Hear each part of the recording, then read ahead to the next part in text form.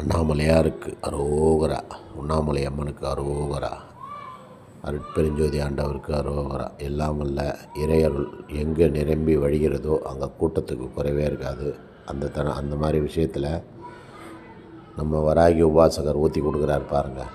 பெரணமல்லூரில் வராகி அம்மன் கோவில் வச்சுருக்காரு. எனது சீடர் திருவண்ணாமலையில் கிரிவல பாதையில் நைட்டு முழுக்க சிவனடியார்களுக்கும் சிவபக்தர்களுக்கும் மூட்டு வரிசைக்கு ஊற்றி கொடுத்த தானம் அவர் பண்ணார். அவர் பண்ண வச்சு அழகு பார்த்தோம்.